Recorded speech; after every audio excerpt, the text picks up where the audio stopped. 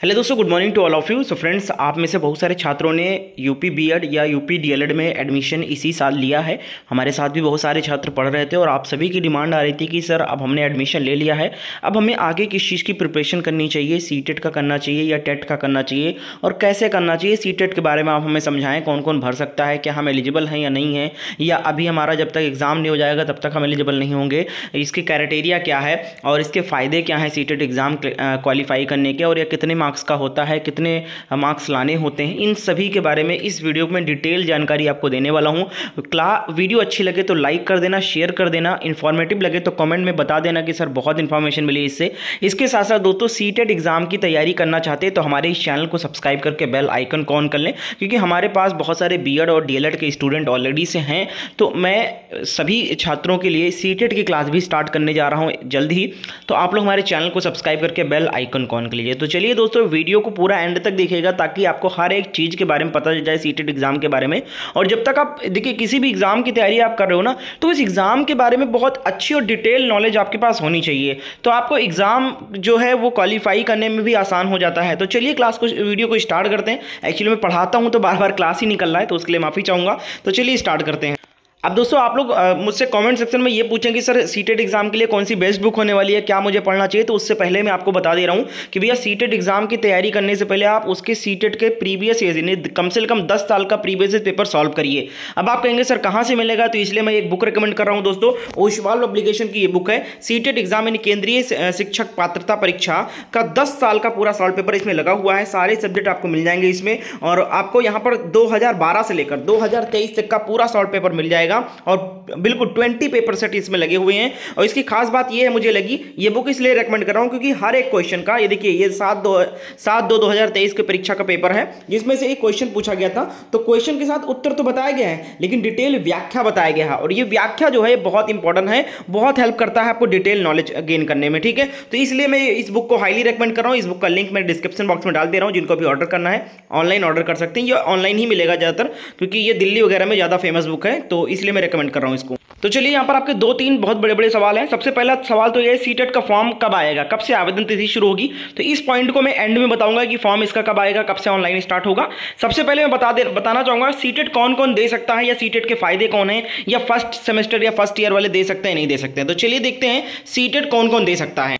तो भैया सीटेट जो एग्जाम है, ये बीएड और डीएलएड दोनों ही स्टूडेंट सीटेट एग्जाम का फॉर्म भर सकते हैं। ठीक है, अब सीटेट एग्जाम जो है इसका मैं आपको फायदा बताऊंगा, और फायदा बताने के बाद बताऊंगा कि सीटेट एग्जाम क्वालिफाइंग मार्क्स क्या है, कितने मार्क्स के होते हैं, इन चीज़ों को बताऊंगा। अब देखिए बीएड और डीएलएड वाले ये दोनों ही टेट और सीटेट दोनों एग्जाम बैठ सकते हैं। अब आप लोग देखिए टेट जो होता है और ये सीटेट में क्या अंतर है ये बताना चाहूँगा ताकि आपको क्लियर हो जाए। अब देखिए टेट एग्जाम जो होता है ये स्टेट लेवल का टीचर एलिजिबिलिटी टेस्ट होता है। ठीक है, यानी कि जैसे यूपी टेट हो गया, बिहार टेट हो गया, एमपी टेट हो गया, तो ये जो होता है टेट जो होता है वो स्टेट ऑर्गेनाइज करता है टेट एग्जाम। ठीक है, अच्छा टेट जो सी टेट है इसका नाम होता है सेंट्रल टीचर एलिजिबिलिटी टेस्ट। ठीक है, तो ये सेंट्रल होता है और ये स्टेट लेवल का होता है। तो अगर आप अपने स्टेट का, यानी आप मान लो यूपी के हो, तो आपने यूपी टेट का अगर फॉर्म आपने डाला, तो यूपी टेट अगर आपने क्लियर किया है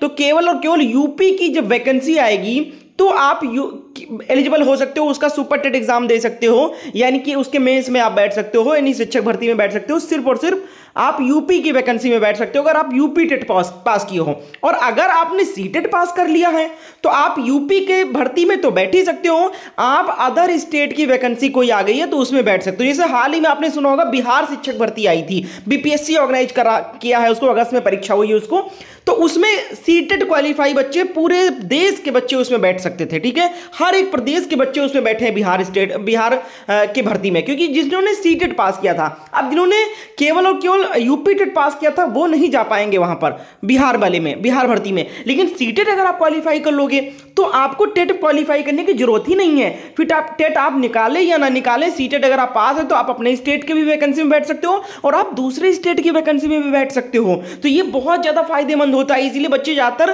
टेट के बजाय सीटेट प्रेफर करते हैं। ठीक है, कि हम सीटेट पास हो जाए तो हमारा टेट का झंझट ही खत्म हो जाए, हम टेट पास हो या ना पास हो, हम बैठे दोबारा या ना बैठे। तो आप भी अब आप यही प्रेफर करेंगे कि हम सीटेट पास हो जाए। इसीलिए भैया मैं कहता हूं सीटेट पे ज्यादा फोकस करो। और दूसरी चीज, सीटेट अगर आप पास कर लोगे ना, सीटेट का जो सिलेबस होता है और यूपी टेट का जो सिलेबस होता है, सीटेट थोड़ा टफ होता है और ईटेट जो होता है थोड़ा सा आसान होता है, ठीक है। तो जब सीटेट आप पास कर लोगे ना, तो अगर आप यूपी टेट आएगा या आपका स्टेट का टेट आएगा तो आप उसमें बैठ जाओगे ना, बिना पढ़े क्वालिफाई हो जाओगे, ये मैं गारंटी के साथ कहता हूं। तो इसीलिए लक्ष्य अपना सीटेट निर्धारित करिए। सीटेट के बहुत सारे फायदे भी बताने वाला हूं आपको। तो ये क्लियर हो गया कि टेट और सीटेट में क्या अंतर है। टेट निकालना ज्यादा फायदेमंद है या सीटेट निकालना ज्यादा फायदेमंद है, हमें कमेंट करके अब आप बताइएगा, ठीक है। अब हम बात कर लेते हैं दोस्तों इसके फायदे क्या क्या हैं। तो देखो भैया, सीटेट एग्जाम जो है, इससे मैंने आपको एक फायदा तो ये बताया कि आप सभी स्टेट के और ये जो सीटेट है, ये डीएलएड और बीएड दोनों दे सकते हैं, कोई दिक्कत नहीं। अगर आपने डीएलएड कर रखा है तो भी आप सीटेट एग्जाम दे सकते हो, अगर आपने बीएड कर रखा है तो भी आप इसके लिए एलिजिबल हो। अभी मैं ये भी बताऊंगा कि क्या नए एडमिशन वाले अभी एलिजिबल हैं या नहीं, ये भी बताऊंगा, बस आप पॉइंट टू पॉइंट सुनते जाइए। अब देखिए सीटेट के क्या फायदे हैं। सीटेट क्वालिफाई अगर आप कर लोगे तो एक तो ये आपका फायदा हो गया कि आप सभी स्टेट के शिक्षक भर्ती में शामिल हो सकते हो, ठीक है, सीधा सुपर टेट में शामिल हो सकते हो उनके, आपको वहां का कोई टेट वगैरह देना नहीं है। दूसरा फायदा ये है, आपका केवीएस की वैकेंसी आती है, ठीक है, उसमें भी सीटेट पास मांगता है। एनवीएस यानी नवोदय विद्यालय संगठन का आता है, एनवीएस का आता है, केंद्रीय विद्यालय संगठन की वैकेंसी आती है। नवोदय विद्यालय संगठन का जो वैकेंसी आती है टीचर वैकेंसी, इसमें भी सीटेट क्वालिफाई मांगते हैं, ठीक है। अब मैं बात कर लेता हूं यहां पर अब हम बात कर लेते हैं कि सीटेट जो है वो फर्स्ट सेमेस्टर या फर्स्ट ईयर वाले दे सकते हैं नहीं दे सकते हैं। तो दोस्तों यहाँ पर पिछले साल अभी तक तो था कि केवल और केवल सेकंड ईयर अपेयरिंग में, जो फाइनल ईयर में है, अगर बीएड और डीएलएड फाइनल ईयर में जो थे, यानी फोर्थ सेमेस्टर में जो थे या सेकंड ईयर में, जो बहुत लोगों का सेकंड मतलब ईयरली अगर है तो आप सेकंड ईयर, अगर आप सेमेस्टर में हो तो फोर्थ ईयर, ये फोर्थ सेमेस्टर, ये पहले था नियम। लेकिन अभी 2022 में एनसीटी ने एक नोटिस जारी किया जिसमें कोर्ट ने इस पे फैसला सुनाया था कि अब जो बच्चे यानी कि टीचर एलिजिबिलिटी टेस्ट एग्जामिनेशन में अपीयर हो रहे हैं, यहाँ पर आप लोग देख सकते हैं, जो यहाँ पर बच्चे हैं पार्शुइंग कर रहे हैं, ठीक है, आप लोग देख सकते हैं, as per dictionary meaning the word pursuing meaning undergoing and और proceeding further, therefore a candidate who has been admitted in any of the TTC यानी teacher training course and teacher undergoing the teacher training course and can be said to be pursuing such teacher training course and shall be eligible to appear in the TET examinations, ठीक है। तो यहाँ पर 2022 में इस नियम को बदल दिया गया और यहां पर जो बच्चे फर्स्ट ईयर में या फर्स्ट सेमेस्टर में हैं वो भी एलिजिबल हो गए हैं अब सीटेट एग्जाम में भरने के लिए फॉर्म, ठीक है। तो आप लोग जितने लोगों ने एडमिशन करा लिया है ना, अब आप या तो फर्स्ट, अगर आपका सेमेस्टर वाइज है तो आप सेमेस्टर में होंगे, फर्स्ट सेमेस्टर में होंगे इस वक्त। और अगर आपने आप ऐसे विश्वविद्यालय से कराएं जहां जो पैटर्न है बीएड डीएलएड का वो ईयरली है, डीएलएड का तो सेमेस्टर ही होता है, लेकिन बीएड का कहीं कहीं सेमेस्टर वाइज होता है, कहीं कहीं ईयरली होता है। कॉमेंट करके आप बताइएगा कि आपने जिस यूनिवर्सिटी लिया है आपका वहां ईयरली है या सेमेस्टर है, ठीक है। तो अब आप एलिजिबल हो चुके, एडमिशन के तुरंत बाद आप सीटेट एग्जाम में बैठने के लिए एलिजिबल हो चुके हो। सीटेट एग्जाम अगर आप क्वालिफाई कर लेते हो तो आपका वो सर्टिफिकेट मान्य किया जाएगा, ठीक है। तो ये बहुत अच्छी बात हुई है कि अब आप सीटेट के लिए एलिजिबल हो। नए स्टूडेंट जितने भी डीएलएड और बीएड 2023 वाले बैच में एडमिशन जिन्होंने लिया है 2023-25 के बैच में, वो सभी लोग एलिजिबल हैं। नहीं, जिनको हमने एंट्रेंस एग्जाम अभी दिया है, आप लोगों ने जिनका एडमिशन हुआ है वो सभी लोग एलिजिबल हैं, ठीक है। डीएलएड और बीएड वाले वो सभी लोग एलिजिबल हैं सीटेट का फॉर्म भरने के लिए, ठीक है। अब थोड़ा सा यहाँ पर एग्जाम पैटर्न के बारे में बात कर लेते हैं, उसके बाद मैं बताऊंगा कि सीटेट का फॉर्म कब से भरा जाएगा, ठीक है। तो यहाँ पर देखिए सीटेट का जो फॉर्म होता है उसमें 2 पेपर होते हैं, पेपर 1 भर सकते हैं और पेपर 2 भर सकते हैं आप, ठीक है। पेपर 1 जो होता है 1 to 5 के लिए होता है, 5th क्लास के लिए होता है, और पेपर 2 जो होता है वो जूनियर लेवल का होता है, यानी प्राइमरी लेवल का होता है 1 to 5, और जो पेपर 2 होता है वो जूनियर लेवल के लिए होता है, यानी कि 6 to 8 एग्जाम के टीचर आप बनना चाहते हो तो पेपर 2 भी आप भरिए। ज़्यादातर बच्चे दोनों पेपर भरते हैं, ठीक है। अगर हम बात करें पेपर 1 का सिलेबस जो होता है उसमें आपके 150 प्रश्न पूरे पूछे जाते हैं, ठीक है। और यहां पर देखिए 5 सब्जेक्ट होते हैं, एक आपका हो जाएगा बाल विकास हो जाएगा, पेडागोजी हो जाएगा, 2 लैंग्वेज आपको चूज करने होते हैं, एक मैथमेटिक्स होता है और एक एनवायरमेंट स्टडी होता है, ठीक है। तो ये 5 सब्जेक्ट होते हैं, ये 2 लैंग्वेज होते हैं कंपलसरी होते हैं, और 2 लैंग्वेज जो हैं ये आप कोई भी इनमें से चूज कर सकते हो। जो 21-22 भाषाएं हैं, 20 भाषाएं हैं, इसमें से आप 2 लैंग्वेज कोई भी चूज कर सकते हो, इंग्लिश चूज करते हो, हिंदी चूज कर सकते हो, संस्कृत हिंदी चूज कर सकते हो, संस्कृत अंग्रेजी चूज कर सकते हो, ये आप पे डिपेंड करता करता है, ठीक है। इसी तरीके से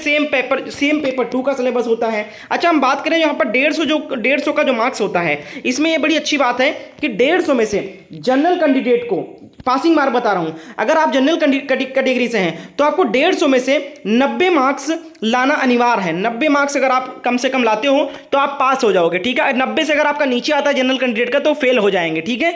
90 प्लस अगर मार्क्स आए आपका तो आप पास हो जाएंगे। पासिंग मार्क जो जनरल वालों का है वो 90 प्लस है।